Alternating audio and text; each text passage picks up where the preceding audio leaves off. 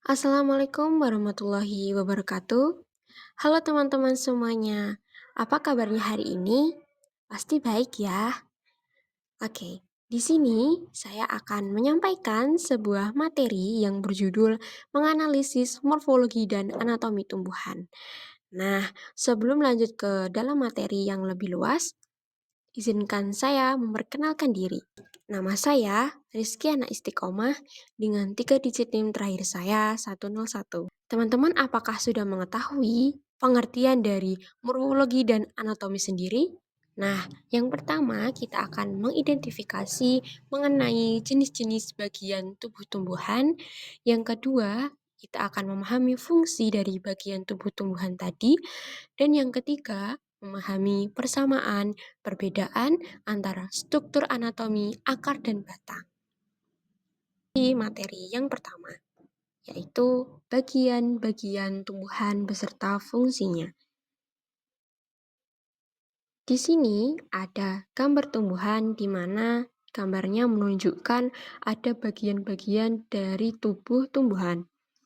Yang pertama ada akar, lalu ada batang, lalu ada buah, daun, dan juga bunga. Ini adalah gambar dari bagian-bagian tumbuhan. Yang pertama ada akar. Nah, akar itu berada di dalam tanah dan berfungsi untuk menyerap air dan mengambil makanan dalam tanah. Akar terbagi menjadi dua ya teman-teman, yaitu ada akar serabut dan akar tunggang. Di mana akar serabut itu memiliki kumpulan akar yang bercabang dan lebih dari pangkal batangnya dan tumbuh bijinya berkeping satu atau monokotil. Sedangkan akar tunggang itu adalah akar yang biji kepingnya itu lebih dari dua, yaitu bercabang-cabang. Nah, untuk contoh dari tumbuhan yang memiliki akar serabut itu ada padi, ada jagung, dan ada bambu. Sedangkan yang berakar tunggang itu ada wortel, kentang, dan kacang tanah. Selanjutnya, kita akan membahas mengenai batang. Nah, selanjutnya ada batang. Batang berfungsi sebagai penopang tubuh. Tidak bisa kita bayangkan ya teman-teman, jika tumbuhan tidak ada batang, maka bagaimana tumbuhan itu bisa berdiri? Oke, apa sih sebenarnya fungsi dari batang dan kenapa tumbuhan harus memiliki batang? Tumbuhan memiliki batang yang berfungsi selain sebagai penopang, yaitu sebagai pengangkut air dan mineral dari akar ke daun dan menyimpan cadangan makanan pada tumbuhan tertentu. Dimaksudkan bahwa batang itu mengedarkan air mineral dari akar ke daun dan seluruh tubuh tumbuhan untuk sebagai cadangan makanan. Nah, untuk batang sendiri itu memiliki dua jenis. Yang pertama ada batang berkayu, di mana batang berkayu itu memiliki ciri-ciri yaitu batangnya keras, berwarna coklat, dan sulit dipatahkan. Contohnya seperti pohon jati, pohon kelapa, dan juga pohon mangga. Nah, untuk contoh yang kedua itu ada batang basah, di mana batang basah ini dari namanya saja itu seperti batang yang lunak, batang yang berwarna hijau, dan mudah dipatahkan.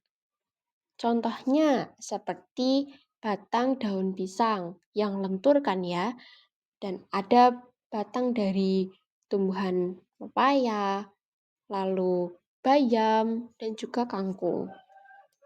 Selanjutnya, kita akan membahas mengenai daun. Ada daun. Daun itu adalah tempat membuat makanan dan tempat sebagai proses fotosintesis, di mana daun memiliki ukuran yang berbeda-beda ya. Nah, ukuran yang berbeda-beda itu termasuk ke dalam susunan tulang daun. Yang pertama ada tulang daun menyirip. Tulang daun menyirip ini tuh seperti susunan sirip ikan ya, yang menyirip-nyirip.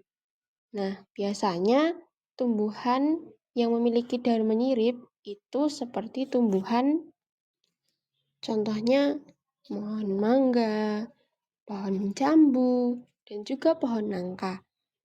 Sedangkan daun yang melengkung itu adalah daun yang memiliki ciri-ciri bentuk tulang daunnya itu melengkung dan ujungnya itu terlihat menyatu, seperti daun sirih, teratai, ada enceng gondok juga. Nah, untuk yang lurus itu biasanya disebut tulang daun sejajar, di mana garis-garis dari tulangnya itu lurus dan sejajar. Nah, contohnya yaitu ada tumbuhan tebu dan jagung. Yang terakhir adalah menjari. Nah, menjari tadi itu yang saya sebutkan ya, ada daun singkong, lalu pepaya, yang memiliki ciri-ciri daunnya berbentuk seperti jari-jari manusia. Yang selanjutnya ada bunga, di mana bunga itu adalah alat reproduksi pada tumbuhan, di mana ada putik yaitu alat kelamin betina dan juga ada benang sari yaitu alat kelamin jantan. Nah, di dalam bunga itu terjadi proses penyerbukan. Maka, bunga yang dihasilkan itu berbentuk indah dan memiliki warna yang memikat tumbuhan untuk melakukan simbiosis atau terjadinya proses interaksi dalam penyerbukan. Selain penyerbukan, tumbuhan bagian bunga ini itu bisa sebagai penghasil biji yang bisa menghasilkan buah.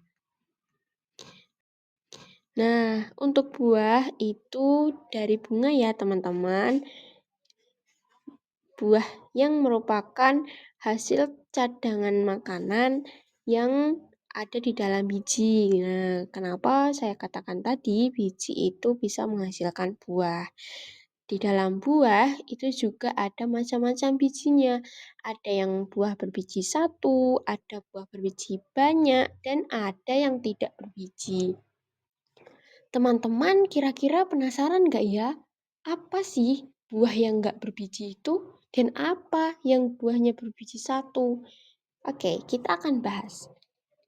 Yang pertama ada buah yang berbiji satu, di mana memiliki ada buah alpukat, mangga, dan juga rambutan. Dan untuk yang berbiji banyak itu ada tomat, pepaya, dan semangka. Nah, sedangkan yang tidak berbiji ternyata ada loh teman-teman. Tanpa kita sadari, buah tersebut adalah buah yang sering kita konsumsi, yaitu ada buah pisang, buah kelapa, dan juga nanas. Setelah kita mempelajari bagian-bagian tubuh tumbuhan, fungsinya, dan juga contohnya, kita akan membahas mengenai persamaan dan perbedaan anatomi akar dan batang. Nah, di situ ada gambar yang menunjukkan sel-sel. Di situ terdapat isi dari batang. Ada sel korteks, floem, xilem, kambium, epidermis, berkas pembuluh, empelur, dan jaringan dasar. Sedangkan di dalam akar itu terdapat sel-sel anatomi yaitu epidermis, korteks, endodermis, perisikel, empelur, xilem, dan floem. Nah, apa sih persamaan dari anatomi akar dan batang? Dari sel-sel yang saya sebutkan tadi, adakah yang sama? Wah, ternyata ada ya teman-teman, yaitu sama-sama tersusun dari jaringan epidermis, korteks, empelur, dan jaringan pengangkut, yaitu ada floem dan xilem. Nah, apa sih floem dan xilem itu? Apakah teman-teman mengetahui? Ya, untuk jenis jaringan pengangkut floem itu berfungsi sebagai jaringan yang berpengangkut hasil fotosintesis dari daun. Sedangkan yang Silem itu jaringan pengangkut yang mengangkut air dan mineral dari akar ke seluruh tubuh tumbuhan. Nah, untuk epidermis, korteks, dan embryo tadi, apa sih fungsinya? Oke, saya akan menjabarkan satu persatu. Untuk epidermis itu sebenarnya di dalam gambar sudah terlihat ya bahwa epidermis itu terletak di akhir dari di luar maksudnya dari sel tumbuhan. Nah, jika sel tersebut berada di luar, maka berfungsi sebagai pelindung di dalam sel-sel yang ada di dalamnya. Nah, sebenarnya fungsi dari korteks dan embryo tadi itu sebagai alat transportasi dan menyimpan nutrisi di dalam pembuluh-pembuluh yang ada di dalam tumbuhan. Lalu, apa sih perbedaannya? Nah, di dalam perbedaan anatomi akar dan batang, di antaranya yang pertama ada arah tumbuh. Dari tumbuhnya saja kita sudah bisa membedakan ya, kalau akar itu pasti tumbuhnya ke bawah dan mengikuti gravitasi. Sedangkan batang umumnya pasti tumbuh ke atas karena melawan gravitasi. Sedangkan fungsi itu dari akar sudah kita bahas tadi ya, bahwa akar itu menyerap air dan mineral untuk diedarkan di tubuh tumbuhan, sedangkan batang berfungsi sebagai penopang tumbuhan, mengangkut bagian zat makanan ke dalam tumbuhan. Sedangkan dari strukturnya, akar tidak memiliki tempat-tempat seperti struktur. Sedangkan batang memiliki buku-buku atau tempat tumbuhnya daun yang bercabang. Nah, biasanya di dalam akar tidak memiliki klorofil karena sedangkan di dalam batang, batang pasti memiliki klorofil karena batang itu biasanya berawal dari muda dan berfotosintesis. Sedangkan dari segi perlindungan itu biasanya akar dilindungi oleh tudung akar yang biasanya disebut kaliptra. Sedangkan batang hanya dilindungi oleh sel epidermis, yaitu sel luar tumbuhan. Dari percabangannya, dari akar tadi ada apa? Ada akar serabut dan akar tunggang. Sedangkan di dalam batang itu memiliki percabangan yang beragam dan memiliki jenis batang berkayu dan batang basah. Sudah selesai materi kita pada hari ini ya teman-teman. Bagaimana? Apakah teman-teman memahami materi yang saya sampaikan? Wah, sepertinya sudah memahami ya, karena kita sudah membahas dasar-dasar dari bagian-bagian tumbuhan serta fungsinya, dan kita bisa membedakan antara persamaan dan perbedaan anatomi tumbuhan bagian akar dan batang. Sekian yang bisa saya sampaikan. Mohon maaf bila ada salah kata. Wassalamualaikum warahmatullahi wabarakatuh.